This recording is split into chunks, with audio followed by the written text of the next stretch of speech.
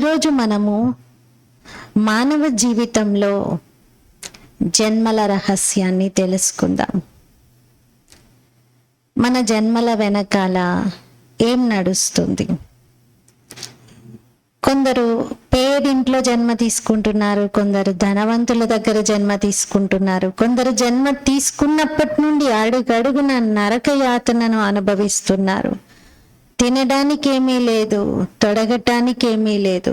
కొందరు పుట్టడంతోనే golden spoon in mouth. ఎందుకు ఈ వ్యత్యాసం? మానవ జన్మ చాలా దుర్లభం అంటారు కదా. మరి ఆ దుర్లభమైన మానవ జన్మలో ఇన్ని వ్యత్యాసాల, ఇన్ని భేదభావాల, ఇన్ని హెచ్చు తగ్గుల ఆలోచిస్తే మానవ జన్మ దుర్లభమని అనడం కాదు, అక్కడ ఒక వర్డ్ మిస్ అవుతుంది. మానవ జన్మల్లో భగవంతుడిని తెలుసుకున్న జన్మ దుర్లభం. ప్రతి ఒక్కరికి జీవితంలో రెండు ముఖ్యమైనటువంటి రోజులు ఉంటాయి. ఒకటి జన్మ తీసుకున్న రోజు, బర్త్డే అంటాం. మోస్ట్ ఇంపార్టెంట్ డే ప్రతి ఒక్కరి లైఫ్లో, అదొక చాలా సంతోషాన్ని కలిగించేటువంటి రోజు బర్త్డే. ఇంకొకటి ఏంటి? నేను ఎందుకు జన్మించాను అని తెలుసుకున్న రోజు. అది మనకి చాలా ముఖ్యమైన రోజు అంటారు. పర్పస్. జన్మ అయితే లభించింది, కానీ ఈ జన్మ వెనుక ఉన్నటువంటి ఉద్దేశం, పర్పస్ అర్థమైన రోజు అది ఇంకొక జన్మగా పరిగణిస్తారు. అంటే ఆ జన్మ ఎవరైతే తన జన్మ యొక్క రహస్యాన్ని తెలుసుకుంటారో, ఈ జన్మ వెనుక ఉన్న ఉద్దేశాన్ని గ్రహిస్తారో, ఆ జన్మ చాలా దుర్లభం. అది అందరికీ లభించదు, అందరూ గ్రహించరు. మానవుడు ఇప్పటి వరకు అనేక జీవరాశులలో జన్మలు తీసుకుంటూ ఫైనల్గా ఈ మానవ జన్మలోకి వచ్చాడు అని చెప్తారు, అంటారు అలా. కానీ మానవుడు మానవ జన్మే తప్ప పశుపక్షాదుల జన్మలు తీసుకోదని భగవంతుడు చెప్తున్నారు. మానవాత్మ తిరిగి మానవ జన్మే తీసుకుంటుంది. మానవుడు చేసినటువంటి పాపపుణ్యాల ఫలమును మానవుడి రూపంలోనే అనుభవిస్తారు. దానికి జంతు జాతులలో జన్మ తీసుకునే అవసరం ఉండదు. మొత్తం సృష్టిలో 84 లక్షల జీవరాశుల జన్మలు ఉంటాయి. ఆ 84 లక్షల జీవరాశులలో మానవుడిది ఒక జీవరాశి. ఈ మానవ జీవరాశిలోని కొన్ని 800-900 కోట్ల మంది మనుషులను మనం ఇక్కడ చూస్తున్నాం. ఒక్కొక్కరిది ఒక్కొక్క రకమైనటువంటి పాత్ర ఉంది సృష్టిలో. 850 లేదా 900 కోట్ల మంది ఒకేలాగా లేరు, అందరు వేరువేరుగా ఉన్నారు. ఒక్కొక్కరిది ఒక్కొక్క రకమైనటువంటి వ్యక్తిత్వము, గుణము, స్వభావము, సంస్కారము, స్థితి అన్ని వేరువేరుగా ఉన్నాయి. ఎందుకు ఇలా ఉన్నాయి? వీటి వెనకాల ఏం పనిచేస్తుంది అంటే కర్మ సిద్ధాంతం. కర్మలను బట్టి మన జన్మలు ఉంటాయి. మనం ఎలాంటి కర్మలు చేస్తామో అలాంటి జన్మ యొక్క అనుభవమే పొందుతాం. మానవుడు తను చేసేటువంటి కర్మల అనుసారంగా జన్మ తీసుకుంటాడు, కానీ దానికోసం జంతు జన్మలు తీసుకోవాల్సిన అవసరం లేదు. జంతువుల స్థితి ఏదైతే ఉందో, దుఃఖం ఏదైతే ఉందో, అనుభవం ఏదైతే ఉందో, అది మనిషిగా పుట్టి అనుభవిస్తాడు. మనిషిగా పుట్టి జంతువు లాంటి అనుభవం చేసుకుంటారు. అందుకే చూడండి, బాగా బరువులు మోసేవారిని ఏమంటారు? గాడిదలాగా పనిచేస్తాడని అంటారు. అంటే గాడిద బరువు మోస్తుంది. కొందరు మానవ జన్మ తీసుకొని కూడా బరువు మోసేటువంటి పనులు చేయాల్సి వస్తుంది. ఆ స్థితి ఏర్పడుతుంది. కొందరి స్థితి వారి కర్మలను బట్టి అలా ఏర్పడుతుంది. మనం చేసేటువంటి కర్మలు 4 రకాలుగా ఉంటాయి. ముందు కర్మ అంటే ఏంటి? ఆత్మ మనసులో ఆలోచించినటువంటి దాన్ని, లేదా ఆత్మ తన ఎక్స్ప్రెషన్ని ఇంద్రియాల ద్వారా వెల్లడిస్తుంది. ఆత్మ యొక్క ఎక్స్ప్రెషన్, ఆత్మ ఏదైతే అనుకుంటుందో దాన్ని సూక్ష్మ స్థూల ఇంద్రియాల ద్వారా వ్యక్తపరుస్తుంది. దాన్ని కర్మ అంటారు. ఈ కర్మలో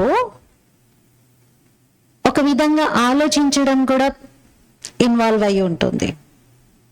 కర్మ అంటే ఎక్స్టర్నల్ గా కనిపించేవి చేస్తేనే కాదు, మనసుతో నిరంతరం ఆలోచిస్తూ ఉన్నాం కదా, అది కూడా ఒక కర్మ లెక్కలోకే వస్తుంది. మాట్లాడటం కూడా కర్మ లెక్కలోకే వస్తుంది. అంటే కర్మ సిద్ధాంతం ప్రకారం చూసినట్లయితే, కర్మ సిద్ధాంతం ఎలా పనిచేస్తుంది అంటే, సోల్ తన ఎక్స్ప్రెషన్ని సూక్ష్మ స్థూల ఇంద్రియాల ద్వారా ఎలా అయితే మేనిఫెస్ట్ చేస్తుందో, ఎలా అయితే బయటికి పంపిస్తుందో, దానిని బట్టి కర్మ తయారవుతుంది. అది పాజిటివ్గానా నెగిటివ్గానా అది కర్మను బట్టి ఉంటుంది. కర్మలు 4 రకాలు ఉంటాయి. మొదటి రకం కర్మలని పుణ్యకర్మలు అంటారు. పుణ్యకర్మలు అని అనగానే అందరికీ జనరల్గా పుణ్యం అనగానే జనరల్గా దానం గుర్తొస్తుంది. దాన పుణ్యం అని కూడా అంటారు. దానం చేస్తే పుణ్యం అనేటువంటి భావన ఏర్పడింది. కానీ దానంలో కూడా అపాత్ర దానం చేయకూడదు అంటారు. ఒకవేళ అపాత్ర దానం చేస్తే, అంటే ఎవరికైతే మనం దానం చేస్తున్నామో వారి యోగ్యులా కారా అనేది మనం గ్రహించకుండా దానం చేసేసామనుకోండి, అక్కడ మనం చేసినటువంటి దానంతో పుణ్యం రావడానికి బదులుగా పాపం కూడా తయారయ్యేటువంటి అవకాశం ఉంది.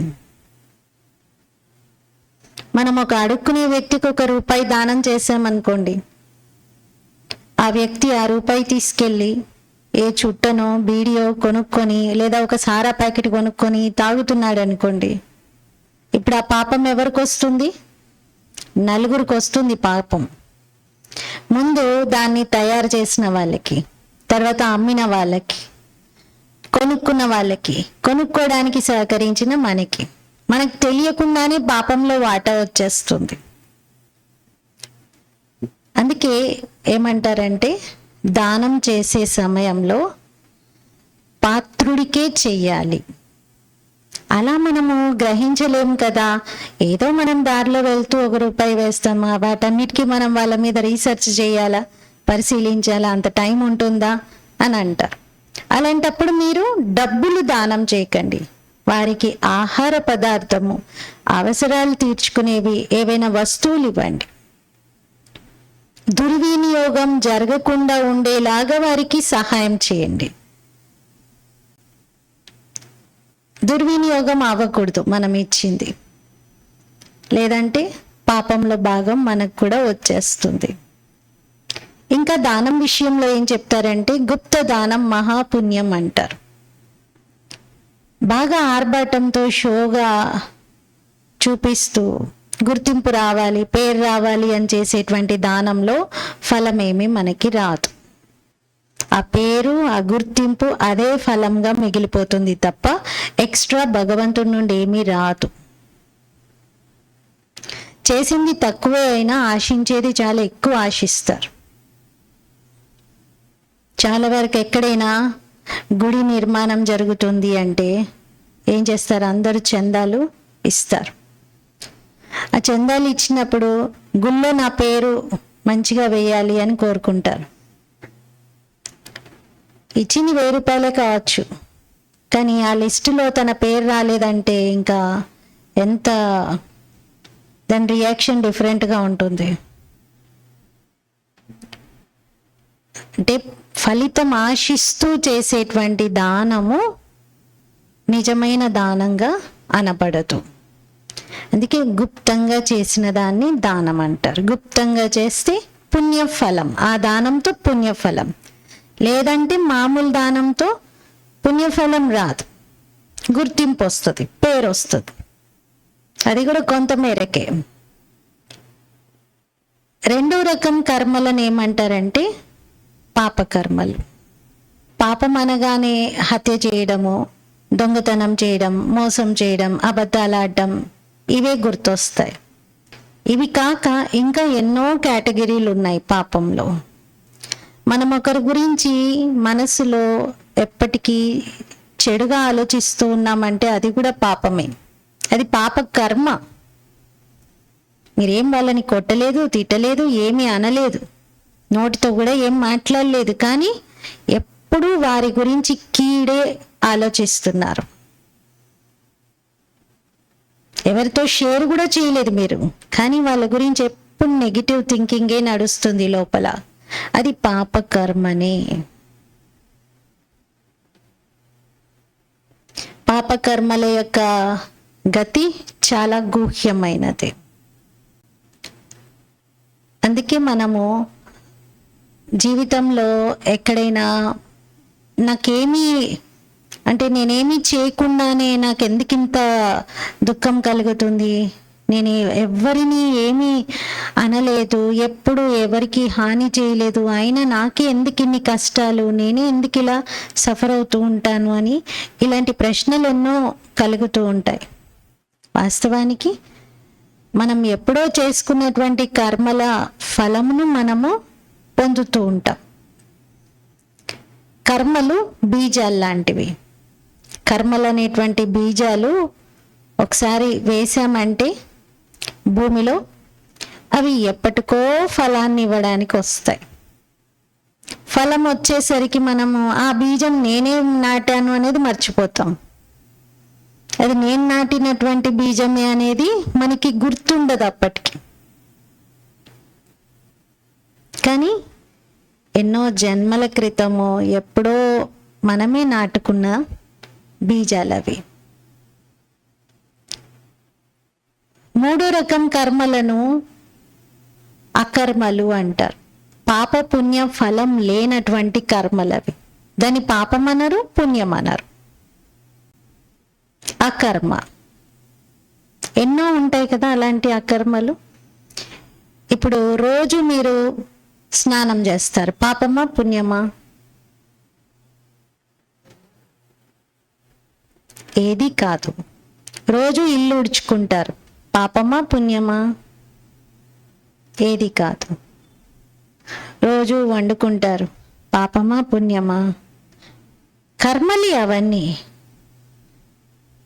అవి పాపం కాదు, పుణ్యం కాదు. పాప పుణ్య ఫలితాలకు అతీతంగా ఉండేటువంటి కర్మలను అకర్మ అంటారు. కానీ ఈ అకర్మలలో కూడా ఒకవేళ మన ఇంటెన్షన్ని జోడించామనుకోండి, సపోజ్ ఇల్లు ఉడ్చుకుంటున్నాం రోజు. ఇల్లు ఉడ్చుకోవడం అది పాపం కాదు, పుణ్యం కాదు. మీరు ఊడకపోతే పాపము, ఊడ్చుకుంటే పుణ్యము, అలా ఏం లేదు. అదొక క్లీన్లీనెస్ సబ్జెక్ట్, అది అంతే. కానీ అకర్మని అది. కానీ ఒకవేళ మీరు ఇల్లంతా ఊడ్చుకొని ఆ చెత్త అంతా తీసి రోజు పక్కింట్లో వేస్తున్నారు, ఇప్పుడు ఇది ఏమంటారు? పుణ్యం అయితే కాదు, డెఫినెట్లీ అది పాపకర్మే. పాపాల్లో కొన్ని సీరియస్ పాపాలు, కొన్ని మైల్డ్ పాపాలు, అన్ని లెవెల్స్లో ఉన్నాయి. అలాగే మనము భోజనం వండుకోవడం, తినడం, అది కామన్ అకర్మే. కానీ మనం వండే దాంట్లో ఒక ప్రాణిని హింస చేసి దాన్ని మనం వండుకుంటున్నాం అనుకోండి, ఏమంటారు దాన్ని? పాపమే. ఒక ప్రాణిని దుఃఖపెట్టి హింసించి దానిని మనం తీసుకుని సంతోషపడుతున్నాము, బాగుంది బాగుంది అనుకొని తింటున్నామంటే అది మహాపాపమే. ఒక యుద్ధంలో ఉన్నటువంటి సైనికుడు శత్రువుని చంపుతాడు. యుద్ధంలో శత్రువుని చంపుతాడు, చంపడమే అది. కానీ అక్కడ ఆయన ఇంటెన్షన్ ఏంటి? తన దేశాన్ని కాపాడటం.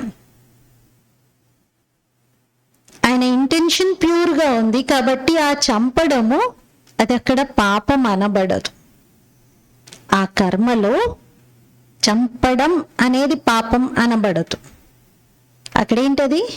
రక్షిస్తున్నాడు, దేశాన్ని రక్షించడానికి చేసినటువంటి ఒక ప్రయత్నం అని అంటారు. దాన్ని గొప్పగా కీర్తిస్తారు. అందుకే అకర్మలలో కూడా పాపము పుణ్యము తయారయ్యే అవకాశాలు ఉన్నాయి.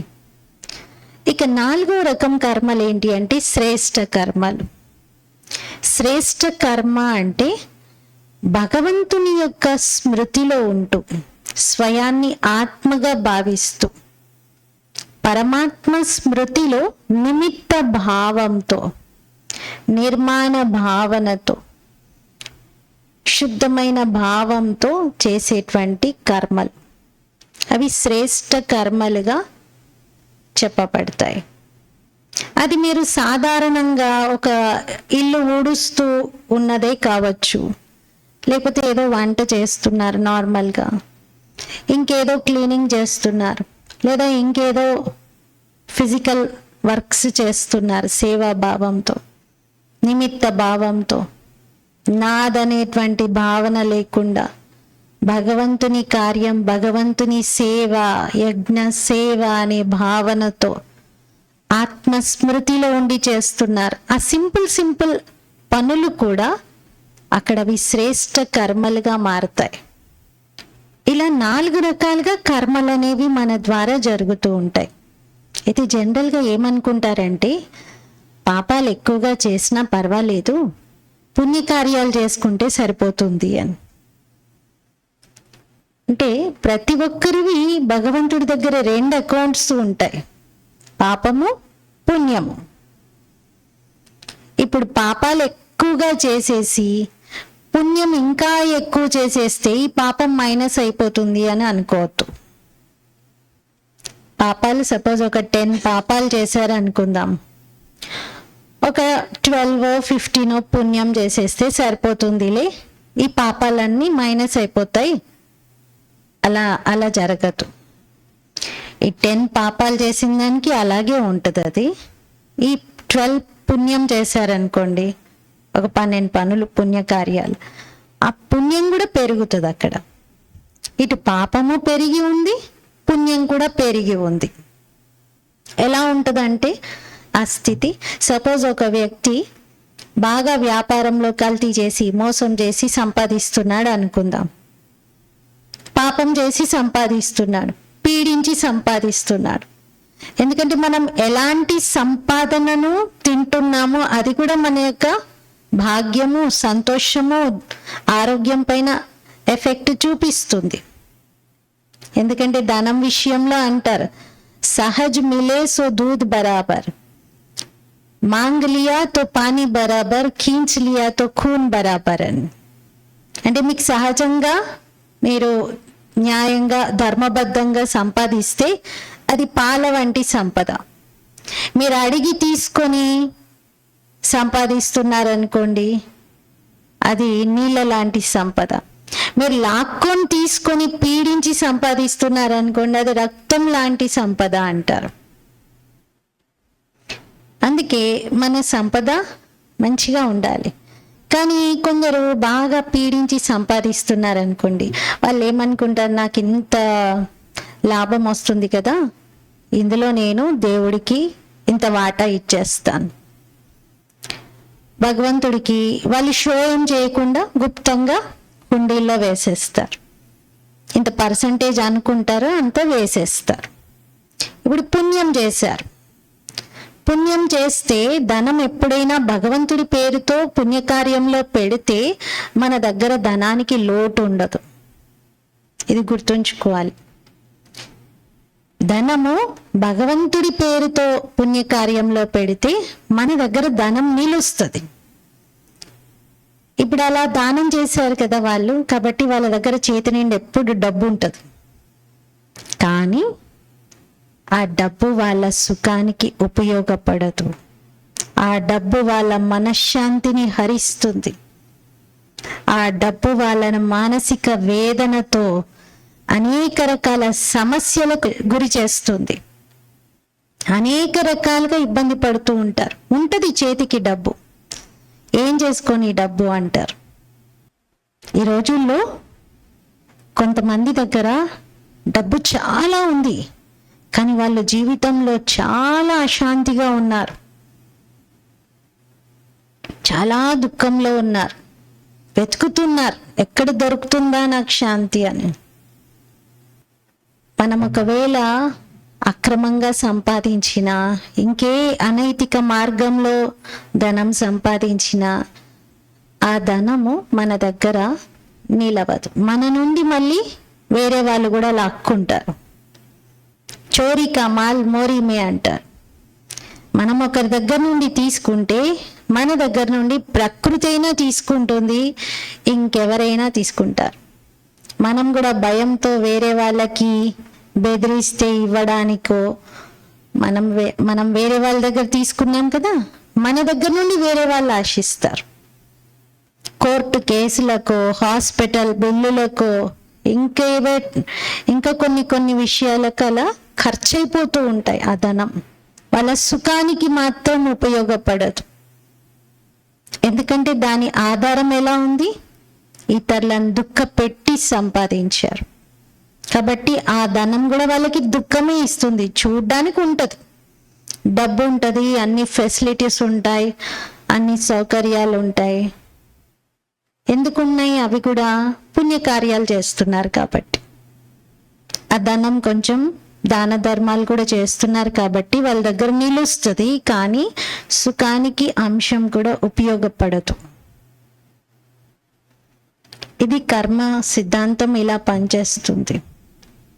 అయితే మనము ఏదైనా పుణ్యకార్యం చేసుకుంటే దానికి ప్రతిఫలం ఖచ్చితంగా మనం పొందుతాం. ఏ చిన్నది చేసినా మంచి భావంతో చేస్తే దానికి ఒక్క జన్మ ఫలం ఉంటుంది. ఈ జన్మలో ఎవరైనా హాస్పిటల్ కట్టించారనుకోండి, నెక్స్ట్ జన్మలో మంచిగా హెల్దీగా ఆరోగ్యంగా ఉంటారు. ఒక జన్మ వరకే. అంటే ఆరోగ్యం ఒకటి గ్యారెంటీగా ఉంటుంది, అంతేగాని అందం కూడా ఉంటుంది, ఐశ్వర్యం కూడా ఉంటుంది, విద్య కూడా ఉంటుంది, అవన్నీ చెప్పలేము. ఓన్లీ ఆరోగ్యం అయితే ఉంటుంది. ఈ జన్మలో ఎవరైనా బాగా అందరికీ ఉండడానికి ఒక వసతి ఏర్పాటు చేసి ఒక సత్రం కట్టించారనుకోండి, నెక్స్ట్ జన్మలో వాళ్ళకి పెద్ద ఇల్లు ఉంటుంది, చాలా విశాలమైనటువంటి భవనంలో ఉండే అదృష్టం దక్కుతుంది. కానీ ఆ భవనంలో సుఖం ఉంటుంది, సంబంధాల మధ్యలో ప్రేమ ఉంటాయి, అవన్నీ గ్యారెంటీ లేదు. హెల్త్ బాగుంటుంది అని గ్యారెంటీ లేదు. కేవలం ఏదైతే కర్మ గత జన్మలో చేసుకున్నారో దాని ప్రతిఫలం ఆ ఒక్కటి దొరుకుతుంది, దాంతోపాటు మిగతావన్నీ రావు. ఏది చేసుకుంటే దాని ప్రతిఫలం ఖచ్చితంగా పొందుతాం. అయితే కర్మల విషయంలో మనం చేసుకుంటే ఇంకొకరికి ఫలం రాదు. ఎవరు నాటుకున్న బీజాలు వాళ్ళే తీసుకోవాలి. మామూలు ఫలాలు అనుకోండి, మన తాత ముత్తాతలు నాటినటువంటి బీజాలకు మనం ఫలం తింటున్నాం. కానీ కర్మలనే బీజాలు ఎవరు నాటినవి వాళ్ళే తీసుకోవాలి, ఇంకొకరికి వెళ్ళవు. ఇంకొకటి, మనము కొంతమందిని చూసి వీళ్ళెంత పాపాత్ములు, ఎన్ని తప్పులు చేశారు, నాకు తెలిసి ఎన్ని రకాలుగా ఎంతమందిని మోసపెట్టారు, అయినా దేవుడు న్యాయం చేయట్లేదు, వాళ్ళు బాగానే ఉన్నారు, వీళ్ళున్నారు, ఎవరిని ఏమన్నారు, చాలా మంచి వాళ్ళు, ఎంతమందికి సహాయపడతారు, కానీ వాళ్ళకే అన్ని కష్టాలు అని ఇలా కొంతమంది లైఫ్స్ని చూసి డిస్టర్బ్ అవుతారు. అంటే న్యాయం లేదు భగవంతుడి దగ్గర అని అనుకుంటారు. కానీ యాక్చువల్గా కర్మఫలం అనేది ఎవరిని వదిలిపెట్టదు. ఎవరు చేసుకున్న దానికి వాళ్ళు తప్పనిసరిగా ఖచ్చితంగా అనుభవం పొందుతారు. 2 ఎగ్జాంపుల్స్ మీకు ఇక్కడ షేర్ చేస్తాను. ఒకటి, మహాభారతంలో మీరు చూస్తే ధృతరాష్ట్రుడు అంధుడిగా జన్మ తీసుకుంటాడు. ఒకసారి సంజయ్ని అడుగుతాడు, నీకు దివ్య దృష్టిని ప్రసాదించాడు కదా, మరి నువ్వు నేను ఎందుకు అంధుడిగా పుట్టానో ఒకసారి నువ్వు చూసి చెప్పాలి అంటాడు. సరే అని ఆయన గత జన్మలో ఎలా ఉన్నాడు అనేది చూస్తాడు. చూస్తే అంత బాగానే ఉంటుంది. అప్పుడు ధృతరాష్ట్రుడు ఇంకొక ముందు జన్మ ఎలా ఉన్నానో చూసి చెప్పు అంటాడు. అంటే అది కూడా బాగానే ఉంది అంటాడు. అలా చూస్తూ చెప్తూనే ఉండు, నీకు రీజన్ కనబడే వరకు నువ్వు నా గత జన్మల్లోకి వెళ్తూ ఉండు అంటాడు. అలా ఆయన చూస్తాడు. ఎన్ని జన్మలవి చూసినా ఏమీ కనబడదు. చివరికి ఒక దృశ్యం కనబడుతుంది 20 జన్మల ముందు. ఆ దృశ్యంలో ధృతరాష్ట్రుడు యవ్వన స్థితిలో ఉంటాడు. అంటే కొంత యువకుడికి ముందు స్టేజ్, అడాల్సెంట్ స్టేజ్లో ఉంటాడు. సరదాగా తన మిత్రులందరితో కలిసి అడవిలో గుర్రాల మీద వెళ్తూ ఉంటారు. ఆ సమయంలో ఒక చెట్టు మీద ఒక పక్షి గూడు ఉంటే ఈ ధృతరాష్ట్రుడు మిత్రులందరినీ నవ్వించడానికి సరదాగా చెట్టు ఎక్కేసి ఆ పక్షి గూడులో పక్షి పిల్లలు ఉంటాయి, తల్లి పక్షి ఉండదు. ఆ పక్షులన్నిటినీ ఒక్కొక్క దాన్ని చేతిలో పట్టుకొని ఆ చెట్టుకున్నటువంటి ఒక ఆకుని తెంపి, ఆకు ఎడ్జ్ షార్ప్గా ఉంటుంది, షార్ప్ ఎడ్జ్తో వాటి ఐస్ని పొడి చేస్తాడు. అలా పక్షి పిల్లలన్నిటి కళ్ళను పొడి చేస్తాడు. దృశ్యం సమాప్తం అయిపోతుంది. అప్పుడు సంజయుడు చెప్తాడు, ఇదిగోండి మీరు 20 జన్మల ముందు తెలుసో తెలియకో మీరు యుక్త వయసులో అలా తప్పు చేశారు, పక్షి పిల్లల గుడ్లను పొడిచారు, అందుకే మీకు ఇప్పుడు అంధత్వం వచ్చింది అని అంటాడు. అప్పుడు ధృతరాష్ట్రుడు అడుగుతాడు, మరి వెంటనే నెక్స్ట్ జన్మలోనే అంధుడిగా పుట్టొచ్చు కదా, ఇన్ని జన్మల వరకు ఆపి తర్వాత ఈ జన్మలోనే ఎందుకు అలా పుట్టాను అంటాడు. అప్పుడు సంజయుడు చెప్తాడు, మీరు చాలా పుణ్యమే చేసుకున్నారు, మీలో అన్ని మంచి గుణాలే ఉండేవి, అవన్నీ ఇన్ని జన్మలు వాటి అనుభవాన్ని పొందారు, కానీ ఈ జన్మలో మీ పుణ్యఫలం అంతా అయిపోయి ఇంకా పాపఫలం మొదలైంది, అందుకే ఈ జన్మలో అంధుడిగా పుట్టారు.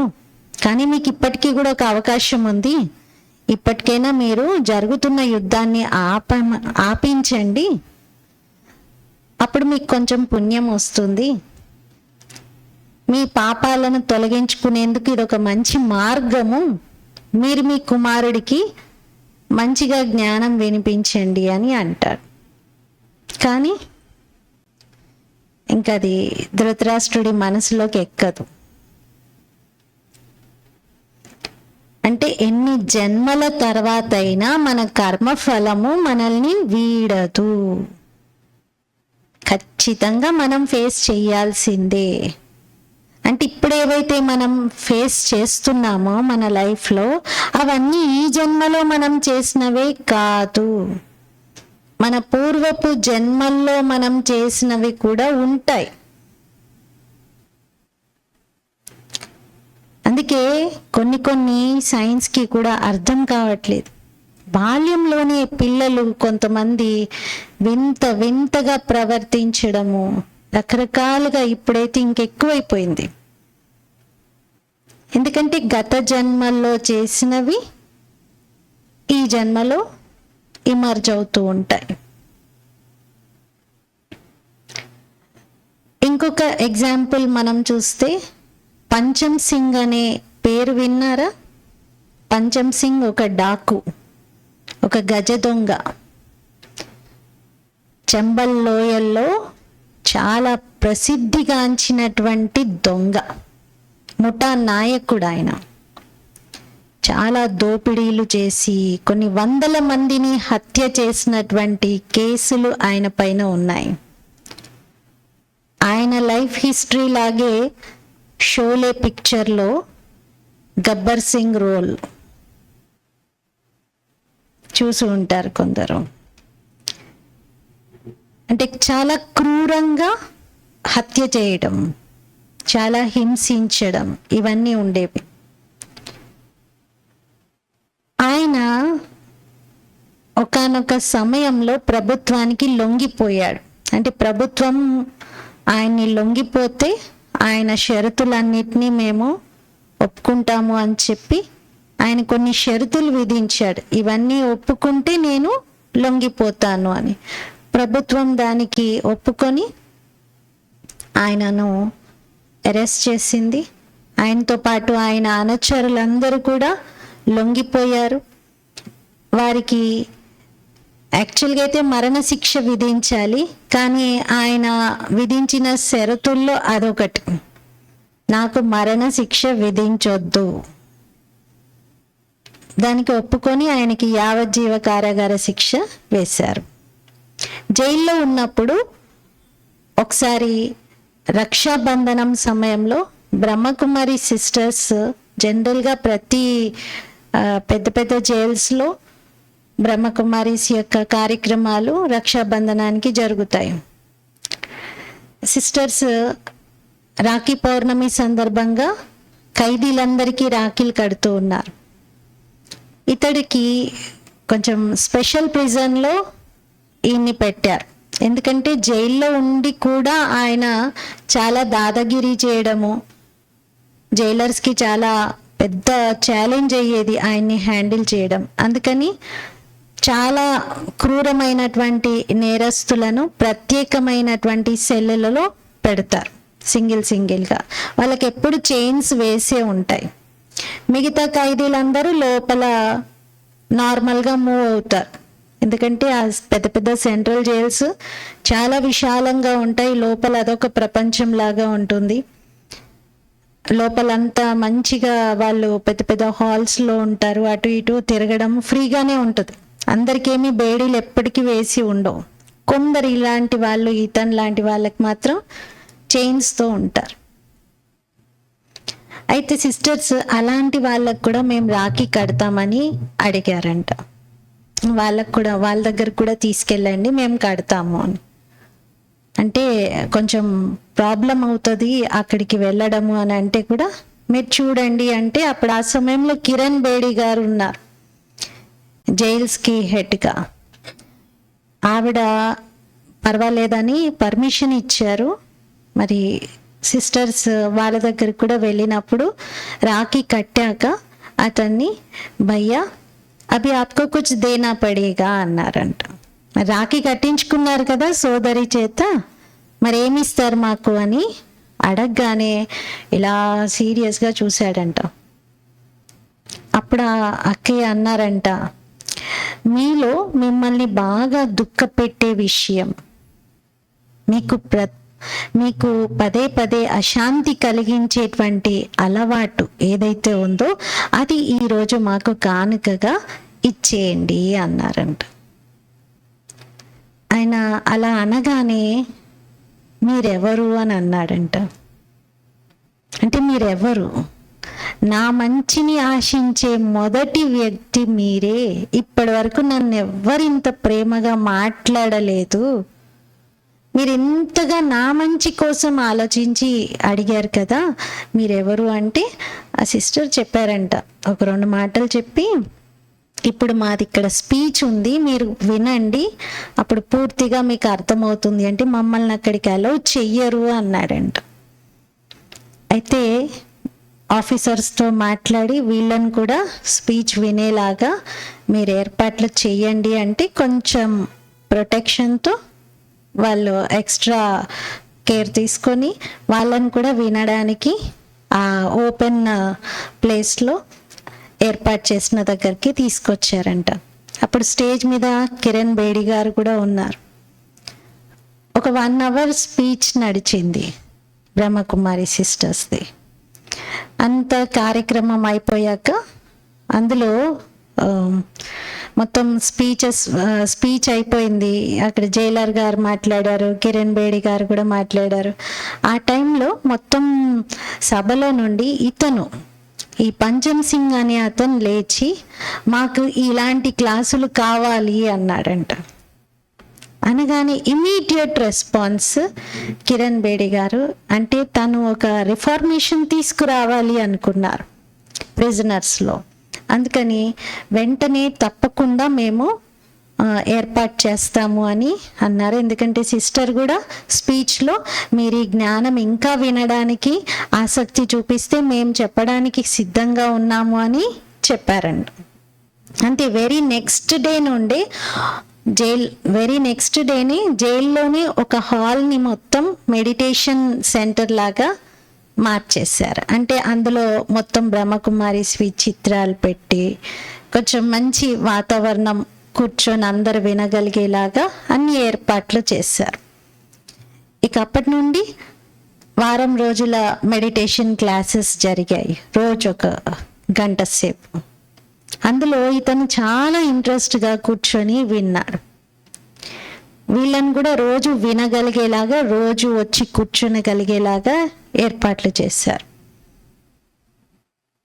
అందరికీ చాలా ఆశ్చర్యంగా అనిపించిందంట. నార్మల్ ప్రిజనర్స్ ఓకే, కానీ ఇతని లాంటి వాళ్ళు ఇంత ఇంట్రెస్ట్ చూపిస్తున్నారంటే దీన్ని మనం ఎంకరేజ్ చేయాలి, దీనివలన చాలా మంచి పాజిటివ్ రిజల్ట్ ఉంటుంది అని. అలాగే జరిగింది. 1 వీక్ క్లాసెస్ అయిపోయిన తర్వాత మళ్ళీ ఇతను ఈ క్లాసెస్ మాకు రోజు కావాలి అన్నాడంట. ఓన్లీ 1 వీక్ అని ఏర్పాటు చేశారు. మాకు రోజు కావాలి అంటే మీరు తప్పకుండా రండి, సిస్టర్ ఆర్ బ్రదర్ ఎవరైనా రండి, మీరు మీ బ్రహ్మకుమారీస్ మెంబర్స్, కానీ ఇక్కడ రోజు క్లాసెస్ నిర్వహించండి అని అఫీషియల్గా దాన్ని మెడిటేషన్ సెంటర్ లాగా స్టార్ట్ చేశారు. అలా తిహార్ జైల్లో మొదటిసారి బ్రహ్మకుమారీస్ యొక్క మెడిటేషన్ సెంటర్ స్టార్ట్ అయింది. 6 సంవత్సరాలు జైల్లో ఉంటూ, సెంట్రల్ జైల్లో ఉంటూ ఆయన రెగ్యులర్గా బ్రహ్మకుమారీస్ టీచింగ్స్ని వింటూ ఫాలో అవుతూ చాలా చేంజ్ అయ్యాడు. తర్వాత జయప్రకాష్ నారాయణన్ గారి హయాంలో అక్టోబర్ 2వ తేదీన ఒకసారి ఆయనని విడుదల చేసేసారు. ఆయన శిక్ష కాలం మొత్తాన్ని తగ్గించేసి కంప్లీట్గా విడుదల చేశారు. ఆయన మార్పును చూసి ప్రభుత్వం ఆయనకి అలా శిక్షను తగ్గించి విడుదల చేశారు. ఆయన ప్రభుత్వం ఆయనకు కొంచెం పొలము అన్ని కొన్ని ఇచ్చింది. ఎందుకంటే చాలా పెద్ద గజ దొంగ, ఆయనకి పెద్ద పెద్ద రాజకీయవేత్తలతో సంబంధాలు ఉన్నాయి. మరి బయటికి వచ్చిన తర్వాత ఆయనకి కూడా ప్రొటెక్షన్ కావాలి, ఆయనకి లైవ్లీహుడ్కి కూడా ఏదైనా ఉండాలి, అన్ని రకాలుగా ఇచ్చింది. ఆయన బయటికి వచ్చాక ఆయనకి కొన్ని రోజుల వరకు, రోజులు కాదు అసలు కొన్ని నెలల వరకు కూడా నిద్ర పట్టకపోయేది. ఆయన మౌంట్ ఆబుకు వచ్చారు. ఫస్ట్ టైం మౌంట్ ఆబుకు వచ్చినప్పుడు అక్కడికి వచ్చిన తర్వాత కూడా నిద్ర పట్టట్లేదు. అక్కడ ఒక బ్రదర్ని, సీనియర్ మోస్ట్ రాజయోగి బ్రదర్ సూరజ్ అని ఉన్నారు, ఆయన్ని సంప్రదించాడంట. నాకు ఒక సమస్య ఉంది, ఏంటంటే నేను ఇప్పుడు చాలా మారిపోయాను, అసలు ఎంత మార్పు వచ్చింది, నా లైఫ్ని నేనే చూసుకుంటే ఆశ్చర్యం అనిపిస్తుంది. ఎందుకంటే ఆయన మార్పును టీవీల్లో కూడా ఇంటర్వ్యూస్ తీసుకుంటూ డాకు పంచం సింగ్ బన్ గయా యోగి పంచం సింగ్ అనుకుంటూ ఆ టైటిల్స్తో చాలా ఛానల్స్ కూడా ఆయన్ని బాగా హైలైట్ చేశాయి. ఇప్పుడు అంతా నేను మారిపోయాను, కానీ నాకు ఒక పెద్ద సమస్య ఉంది. అదేంటి అంటే నాకు రాత్రిళ్ళు నిద్ర పట్టడం లేదు. నేను రాత్రిళ్ళు పడుకుందామని ఎంత నిద్ర మాత్రలు వేసుకుని పడుకుందాం అనుకున్నా ఉలిక్కిపడి లేచి భయపడుతూ ఉంటాను, ఒళ్ళంతా చెమటలు వచ్చేస్తుంది, నాకు చాలా భయంగా అనిపిస్తుంది. ఒకప్పుడు నేను అర్ధరాత్రులు గుర్రాల పైన లోయల్లో ఒంటరిగా తిరిగిన వాడిని, అసలు భయం అంటే ఏంటో నాకు తెలియదు. అలాంటిది ఈరోజు నా ఇంట్లో నేను సురక్షితంగా ఉండి కూడా భయపడుతున్నాను, ఎందుకు ఇలా జరుగుతుంది అని అన్నాడంట. అప్పుడు ఆ అన్నయ్య చెప్పారంట, మీకు ఈ జ్ఞానం బాగా అర్థమైంది కదా, మీరు కర్మ సిద్ధాంతం విన్నారు కదా, మీరు ఇప్పుడు చాలా మారిపోయారు, కానీ మీరు ఒకప్పుడు చేసినటువంటి కర్మ ఎంతో మందిని దుఃఖపెట్టారు, పీడించారు, హింసించారు. ఆ కర్మ యొక్క ఫలము మిమ్మల్ని వెంటాడుతుంది. దాని నుండి మీరు తప్పించుకోలేరు. కేవలం మీరు ఒకటి చెయ్యండి.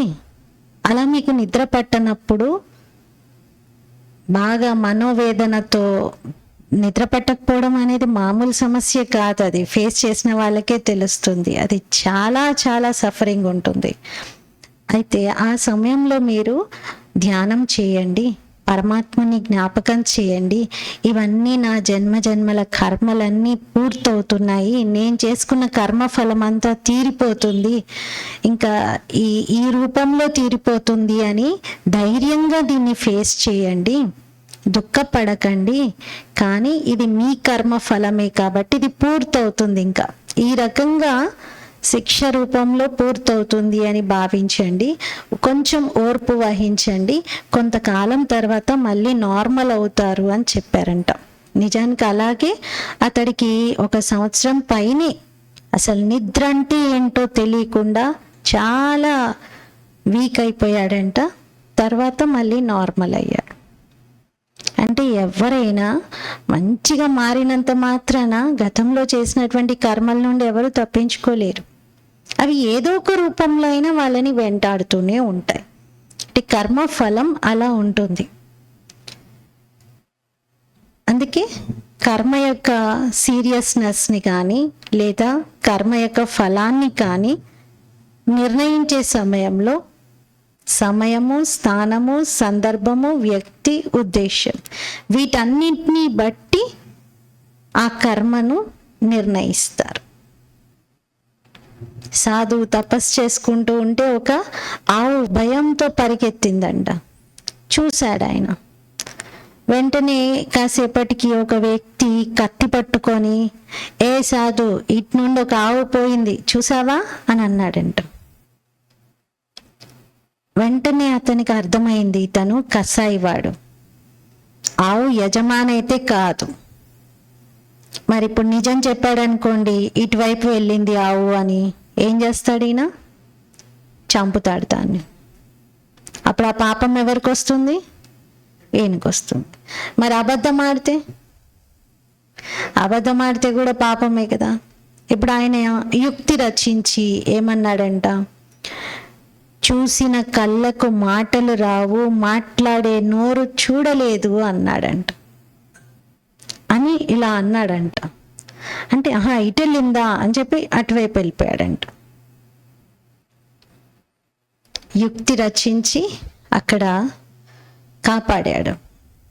ఒకవేళ అటువంటి యుక్తి రచించి ధర్మాన్ని కాపాడే ప్రయత్నం చేస్తే అది పాపం అనబడదు, అది అబద్ధం కాదది.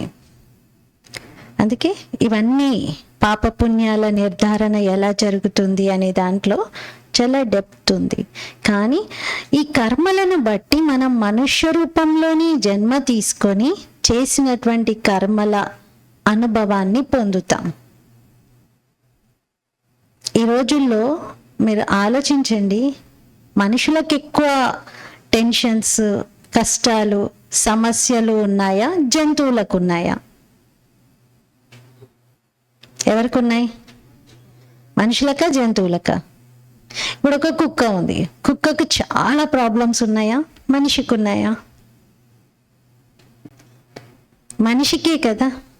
జంతువులకు మినిమం రిక్వైర్మెంట్స్ కావాలి. వాటికి తినడానికి పెడితే చాలు, ప్రొటెక్షన్ ఇస్తే చాలు, ఒక నీడ ఉంటే చాలు. మనిషికి రోటీ, కప్పడా, మకాన్ అని 3 ఉంటే చాలు అన్నారు, కానీ అది తప్పు. ఆ 3 సరిపోతాయా? మనిషికి దాహమే తీరదు. ఎన్ని ఉన్నా ఇంకా ఇంకా కావాలి కావాలి కావాలి అనేదే.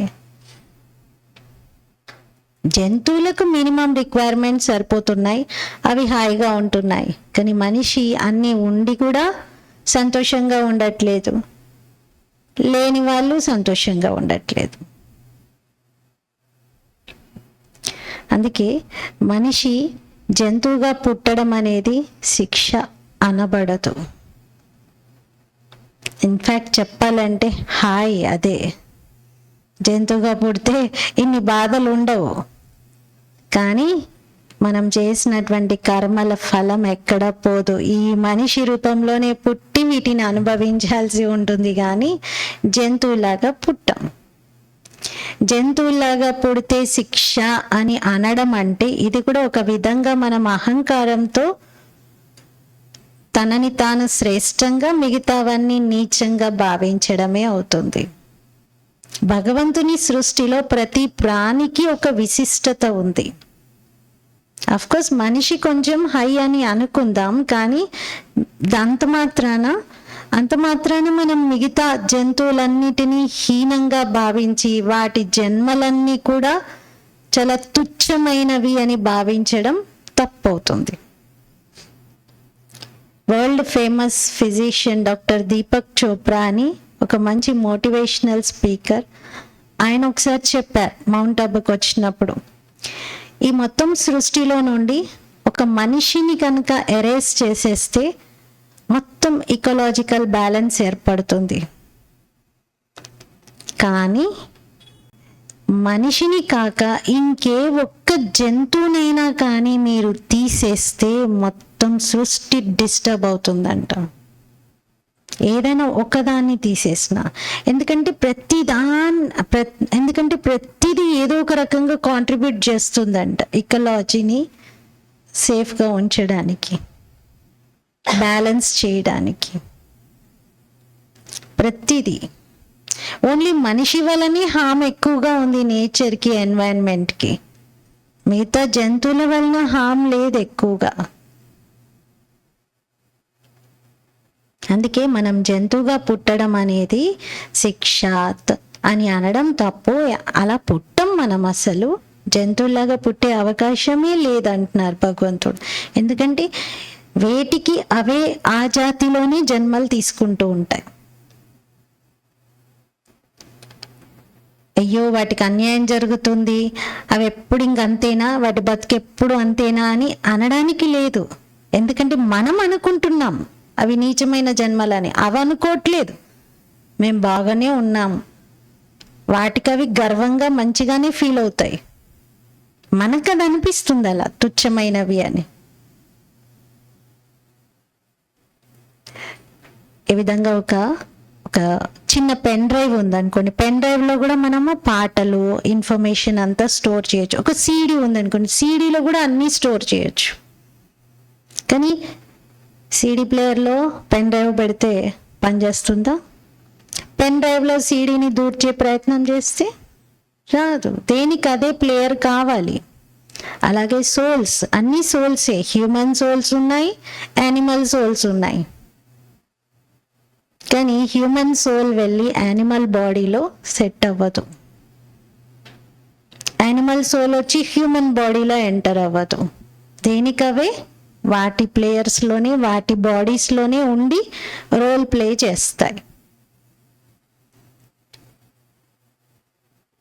అందుకే మనిషి తన కర్మల యొక్క ఫలానికి తనే బాధ్యుడను అని భావిస్తూ తను చేసుకున్నవి తను అనుభవిస్తున్నాడు తప్ప ఎవరి కారణంగానో ఎవరో ఏదో చేసేసారు నా జీవితంలో కాబట్టి నా లైఫ్ అంతా ఇలా అయిపోయింది అని ఎవరిని బ్లేమ్ చేసే అవసరం లేదు. కర్మలను బట్టి మనము 4 యుగాలలో జన్మలు తీసుకుంటూ ఉంటాం. దాన్ని ఇక్కడ ఈ చిత్రంలో చూపించారు, the rise and fall of Bharat అని. మొదటి యుగం స్వర్ణ యుగంలో 8 జన్మలు తీసుకుంటాం. ఎక్కువ మొత్తం 4 యుగాల్లో కలిపి మనము ఎక్కువలో ఎక్కువ 84 జన్మలు, తక్కువలో తక్కువ 1 జన్మను తీసుకుంటాం. మొదటి యుగంలో సత్యయుగంలో 8 జన్మలు తీసుకుంటారు. త్రేతాయుగంలో 12 జన్మలు తీసుకుంటారు. ద్వాపర యుగంలో 21 జన్మలు తీసుకుంటారు. కలియుగంలో 42 జన్మలు తీసుకుంటారు. చివరికి సంగమ యుగం, చిన్న యుగం అని నిన్న విన్నాం కదా, ఆ సంగమ యుగంలో 1 జన్మ ఉంటుంది. సత్యయుగంలో 8 జన్మలు తీసుకుంటాము అంటే 1250 సంవత్సరాల్లో 8 జన్మలు, అంటే 1 జన్మకి ఆయుష్ ఆల్మోస్ట్ 150 ఇయర్స్, 150 సంవత్సరాలు నిండుగా జీవిస్తారు కాబట్టి దేవతల్ని అమరులు అంటారు. మరణం లేదు అని కాదు, ఎక్కువ కాలం జీవిస్తారు. అక్కడ ఉండే ప్రతి మానవుణ్ణి దేవత అని, ప్రతి ఇంటిని దేవాలయం అంటారు. అక్కడ ప్రత్యేకంగా మందిరాలు ఉండవు, అక్కడెవరు భగవంతుని తలుచుకోరు, అంత సుఖంలో ఉంటారు. 16 కళా సంపూర్ణంగా, సంపూర్ణ నిర్వికారిగా, మర్యాద పురుషోత్తములుగా ఉంటారు. యోగ బలంతో సంతానం కలుగుతుంది, ఎలాంటి కామ వికారం ఉండదు, పూర్తి నిర్వికారిగా ఉంటారు. అక్కడ ఉండేవారిని సూర్యవంశస్థులు అంటారు. మరి ఆ సూర్యవంశాన్ని పరిపాలించేది నారాయణుడు కాబట్టి నారాయణుణ్ణి సూర్యనారాయణ అని కూడా అంటారు. సత్యయుగాన్ని పరిపాలిస్తాడు కాబట్టి సత్యనారాయణ అని కూడా అంటారు. ఆ తర్వాత త్రేతాయుగంలో సీతారాముల పరిపాలన ఉంటుంది. త్రేతాయుగంలో 12 జన్మలు తీసుకుంటారు, 14 కళలతో నిండుగా ఉంటారు. అక్కడ చంద్రవంశీయులు అంటారు, అందుకే శ్రీరామచంద్రుడు అంటారు రాముణ్ణి. 8 జన్మలు సత్యయుగంలో తీసుకున్న తర్వాత 9వ జన్మ నుండి రాముడి యొక్క అవతారం ఉంటుంది, అంటే రాముడి యొక్క పాత్ర ఉంటుంది. 9వ జన్మ నుండి రాముడి పాత్ర, అందుకే శ్రీరామ నవమి అని అంటాం. శ్రీకృష్ణుడు నారాయణుడుగా అవుతాడు, రాధ లక్ష్మీదేవిగా మారుతుంది. రాధాకృష్ణులే వివాహం తర్వాత లక్ష్మీనారాయణులుగా పిలువబడతారు. అలా రాధాకృష్ణుల జన్మ సత్యయుగంలో జరుగుతుంది, సీతారాముల జన్మ త్రేతాయుగంలో జరుగుతుంది. త్రేతాయుగం అంతిమంలో ఏదైతే మనం రామాయణంలో సీతనెత్తుకెళ్ళడం, రావణుడు రావడం, రావణుడితో మళ్ళీ యుద్ధం జరగడం, ఇవన్నీ చూపించారు కదా, వాస్తవంగా అది త్రేతాయుగం అంతిమంలో ఆత్మరూపీ సీతకు జరిగినటువంటి విషయాన్ని రామాయణంలో చూపించారు. అది ఒక్కరి విషయం కాదు, ఏదైతే చరిత్ర ఉందో దానికి చిత్ర రూపాన్ని ఇస్తూ చూపించారు. చూపించడంలో ఒక్కొక్కరు ఒక్కొక్క విధానాన్ని తీసుకున్నారు, కానీ వాస్తవాన్ని ప్రజలకు చెప్పే ప్రయత్నం చేశారు. సత్య త్రేతాయుగాలు, ఈ 2 యుగాలని కలిపి రామరాజ్యం అంటారు. ద్వాపర కలియుగాల 2 యుగాల్ని కలిపి రావణ రాజ్యం అంటారు. మరి ఏం జరిగింది త్రేతాయుగం ఎండింగ్లో అంటే, ఆత్మరూపీ సీత, అంటే ఆత్మని సీత అన్నారు. ఆత్మరూపీ సీత పరమాత్ముడు ఇచ్చినటువంటి లక్ష్యం అనే రేఖను దాటడం వలన రావణుడు ఎత్తుకెళ్ళాడని చూపిస్తారు. మామూలుగా అయితే చెప్తారు, భూమి దున్నుతూ ఉన్నప్పుడు పెట్టెలో సీతాదేవి భూదేవి సంతానంగా దొరికింది అని. దాని సూక్ష్మ అర్థం కనుక మనం చూసినట్లయితే, మన శరీరంలో పంచతత్వాలు ఉన్నాయి, పంచతత్వాలతో తయారైనటువంటి ఈ శరీరం అనే పెట్టెలో ఆత్మరూపీ సీత జన్మ తీసుకుంటుంది. ఈ ఆత్మ సీత పరమాత్ముడు ఇచ్చినటువంటి లక్ష్యం అనే రేఖను, లక్ష్మణ రేఖ అని చూపించారు, లక్ష్యం అనే రేఖను ఎప్పుడైతే క్రాస్ చేస్తుందో అప్పుడు రావణుడు ప్రవేశిస్తాడు. రావణుడు అంటే ఎవరో కాదు, 10 తలలు ఉన్నటువంటి వ్యక్తి కాదు. రావణుడు అంటే 10 చెడు గుణాలకు గుర్తుగా చూపించారు. స్త్రీ పురుషులలో ఉన్నటువంటి 5 వికారాలను 10 తలల రావణుడిగా చూపించారు. చెడుకు ప్రతీకగా చూపించినటువంటి రూపం అది రావణుడు అంటే. రావణుని యొక్క రాజ్యం కూడా మొత్తం విశ్వంలో ఉంది, కేవలం శ్రీలంకలో కాదు, మొత్తం ప్రపంచంలో. జాగ్రఫికల్ పొజిషన్ చూస్తే 3 వంతులు నీరు, 1 వంతు నేల ఉంది. ఈ 1 వంతు నేలలో మనమందరం జీవిస్తున్నాం, చుట్టూ సముద్రాలే. ఈ మొత్తం ప్రపంచం ఈ సమయంలో రావణ రాజ్యంగా ఉంది. అందుకే అందరూ రామరాజ్యం కావాలని కోరుకుంటున్నారు. ద్వాపర యుగం నుండి దుఃఖం, అశాంతి, హింస ఇవన్నీ పెరిగిపోతాయి. 2 యుగాలు ఎలాంటి దుఃఖం అశాంతి లేకుండా సుఖశాంతులతో ఉంటారు. ద్వాపర యుగం రాగానే నెమ్మదిగా దేహ బాణంలోకి వస్తారు. అప్పటి వరకు శరీరాల్లో ఉన్న ఎవ్వరికి శరీరం పట్ల ఆకర్షణ, కామ వికారం లేదు సత్యత్రేతాయుగాల్లో. ద్వాపర యుగంలో ఫస్ట్ టైం దేహం పైన ఆకర్షణ మొదలై కామం, క్రోధం, లోభం, మోహం, అహంకారం ఇలా చెడు వికారాలన్నీ ప్రవేశిస్తాయి. దుఃఖం పెరగగానే అందరికీ భగవంతుడు గుర్తొచ్చి భగవంతుని వేడుకోవడం, పిలవడం మొదలైంది. సముద్ర తీరాల్లో ఉన్నటువంటి రాళ్ళను పెట్టి, అవి లింగాకారం షేప్లో ఉండేవి, పూజించేవారు. ఆ రాళ్ళను పెట్టి నెమ్మదిగా మందిరాలు నిర్మించారు. సోమనాథ ఆలయం మొట్టమొదటి శివాలయంగా, 12 జ్యోతిర్లింగాల్లో ప్రప్రథమమైనటువంటి లింగంగా వెలిసి ఉంది. నెమ్మదిగా కేవలం శివుడికే కాదు, దేవీ దేవతలందరి యొక్క ఆరాధన కూడా చేస్తూ, అంటే దేవతలుగా 2 యుగాల్లో పాత్ర వహించినటువంటి వారే ద్వాపర యుగం నుండి వారి దివ్యత్వాన్ని కోల్పోయి సాధారణ స్థితిలోకి వస్తారు. ఆ సాధారణ స్థితిలో ఉన్నప్పుడు భగవంతుని జ్ఞాపకం చేస్తూ ఉంటారు. ఇంకా ఎవరో ఉంటారు, ఇంకా ఏదో ఉంటుంది అని అలా జ్ఞాపకం చేస్తూ ఉన్నప్పుడు సాక్షాత్కారాలు జరిగి, సాక్షాత్కారాల్లో ఏది చూశారో అదే విగ్రహాల రూపంలో తయారు చేసి వారి చరిత్రలను కూడా రాయడం మొదలుపెట్టారు. అలా నెమ్మదిగా భక్తి పాత్ర మొదలయ్యి కలియుగం వచ్చేసరికి ఇంకా విస్తృతంగా పెరిగింది. దేవతల భక్తులకు కూడా పూజలు చేయడం, ప్రతి చెట్టుకు, పుట్టకు, రాయికి, నీటికి, అగ్నికి, తత్వాలకి అన్నిటికీ పూజలు చేయడం, చివరికి సాధారణ మానవులకు కూడా గుళ్ళు కట్టి పూజించడం కలియుగంలో ఆచారం అయిపోయింది. అంటే భక్తి అతి స్టేజ్లో ఉంటుంది. ఈ కలియుగంలో 42 జన్మలు తీసుకుంటారు.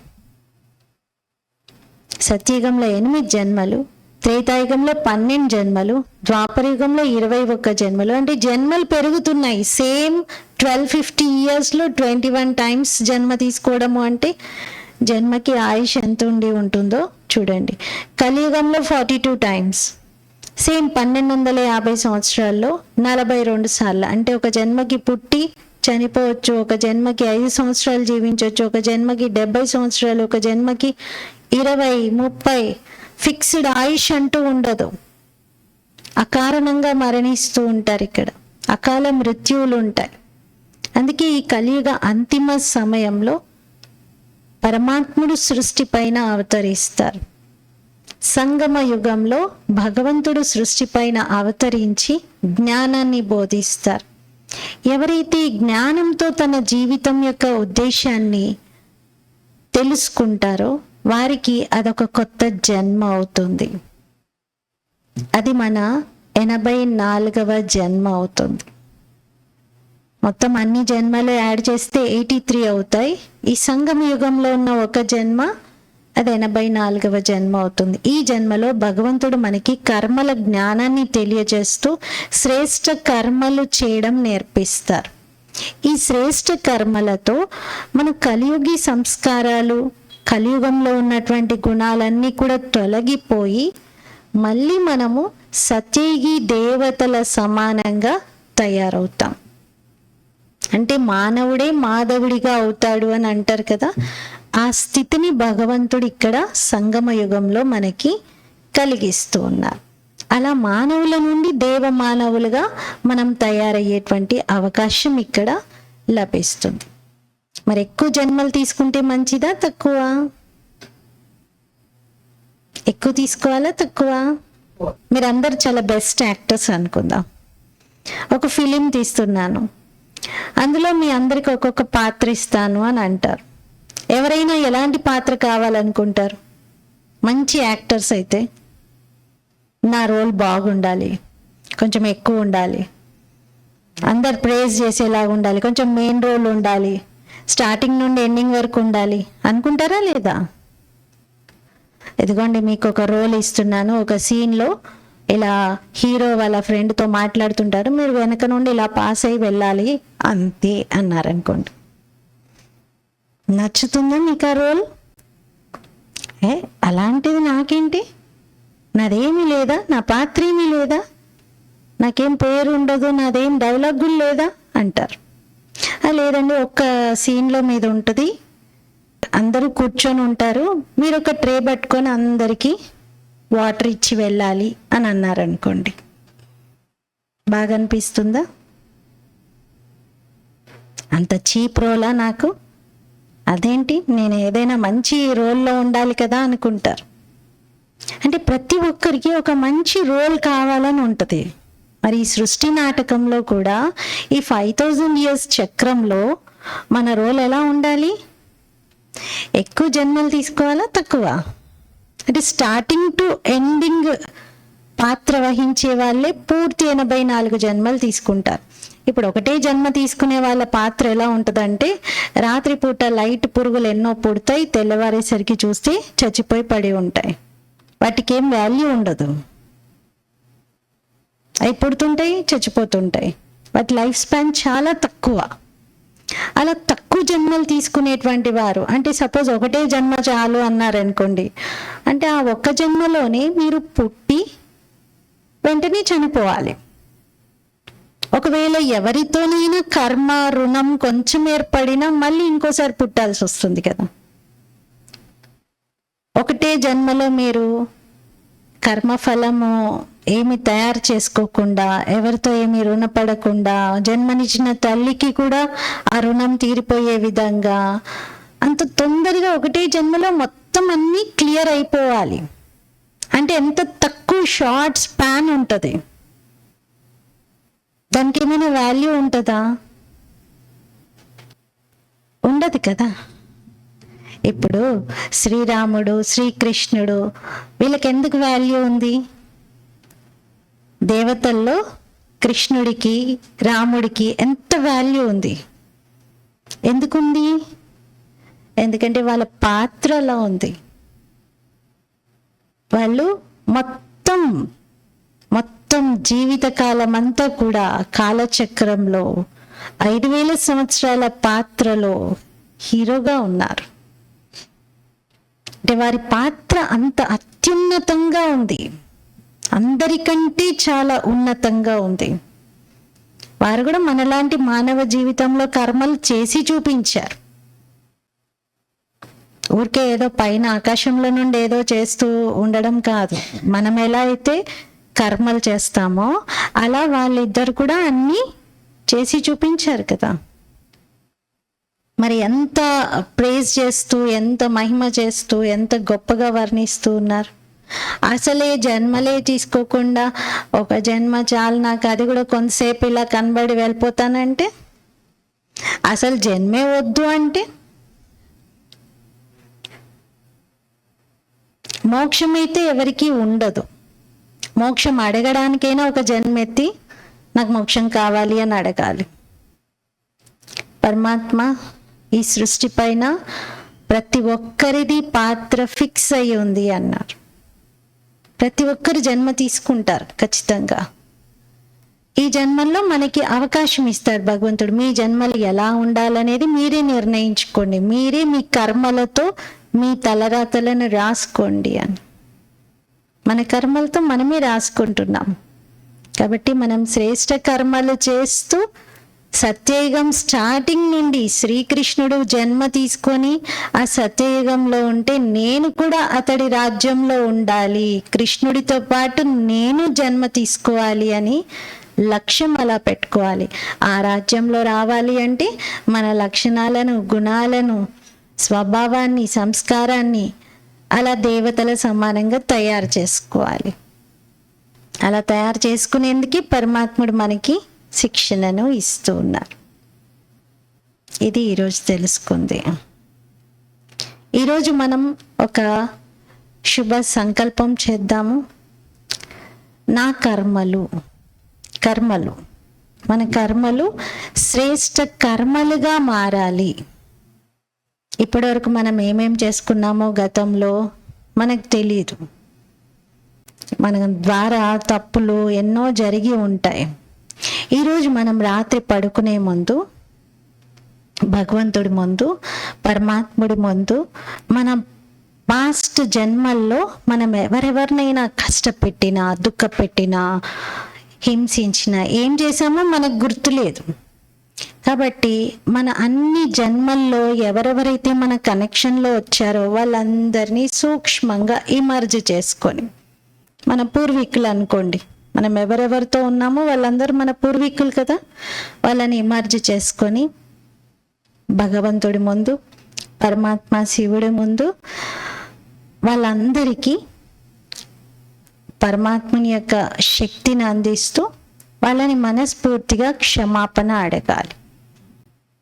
నేను తెలుసో తెలియకో నేను గత జన్మల్లో మీ అందరికీ ఏమైనా దుఃఖాన్ని కలిగించి ఉంటే నన్ను మనస్ఫూర్తిగా క్షమించండి. నేను నా తప్పును స్వీకరిస్తున్నాను.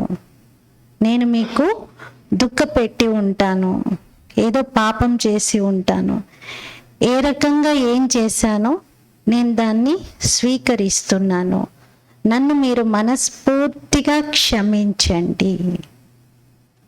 ఈ క్షమాపణ తీసుకోవాలి. అప్పుడు చూడండి, మీ మనసులు తేలిక అవుతాయి. మీకు ఒకవేళ ఏదైనా ఇష్యూ చాలా రోజుల నుండి ఉంటే అది రిజాల్వ్ అవుతుంది. మనం ఈ విధంగా క్షమాపణ చెప్పడం వలన మన ఇంటర్నల్ లోపల ఏవైతే లింక్ అయ్యి ఉన్నాయో ఎవరెవరితోనో ఏవేవో జన్మల్లో అవన్నీ కూడా కామ్ అయిపోతాయి. ఇంకా అవన్నీ కట్ అయిపోతాయి, క్లియర్ అయిపోతాయి. అలా ఈరోజు రాత్రి పడుకునే ముందు చేయండి. మీరు ఒకవేళ మీ మనసు నేనేం పాపం చేసి ఉండను అని అలా మనసు అంటుందనుకోండి, సరే ఇంకొకటి చేయండి. మీరు పాపం చేయకపోవచ్చు, కానీ మీరు గత జన్మల్లో ఎవరెవరైతే మీ కాంటాక్ట్లో ఉన్నారో, మీ పూర్వీకులు ఎవరెవరైతే ఉన్నారో వాళ్ళందరినీ ఇమర్జ్ చేసుకొని ఆ జన్మల్లో ఏదైనా నాకు ఇబ్బంది కలిగి ఉంటే వీళ్ళ ద్వారా నేను ఈరోజు వీళ్ళని క్షమిస్తున్నాను. ఇంకా నా మనసులో ఎవరి పట్ల వైరము, ఏ రకమైనటువంటి దుఃఖం యొక్క ఫీలింగ్ లేదు. నన్ను మోసపెట్టారు, నన్ను చీట్ చేశారు, లేదా నన్ను ఇలా చేశారు అలా చేశారు అనే ఫీలింగ్స్ లేవు. నేను క్షమిస్తున్నాను, మనస్ఫూర్తిగా వీళ్ళని క్షమిస్తున్నాను. ఎవరైతే నన్ను కష్టపెట్టారో వాళ్ళను, ఎవరైతే నన్ను గత జన్మల్లో ఇబ్బంది పెట్టారో వాళ్ళను, ఎవరైతే నా యొక్క ఉన్నతిలో అడ్డంకుగా మారారో గతంలో వాళ్ళని నేను సంపూర్ణంగా క్షమిస్తున్నాను. ఇంకా వాళ్ళ పట్ల నా మనసులో ఎలాంటి ద్వేషం లేదు, కోపం లేదు, పగ లేదు, శుభ భావన మాత్రమే ఉంది. అలా మీరు క్షమాపణ తీసుకోండి, క్షమించండి. ఈరోజు రాత్రి పడుకునే ముందు తప్పకుండా అలా చేసి మనసును తేలిక చేసుకొని నిద్రించండి. ఓం శాంతి.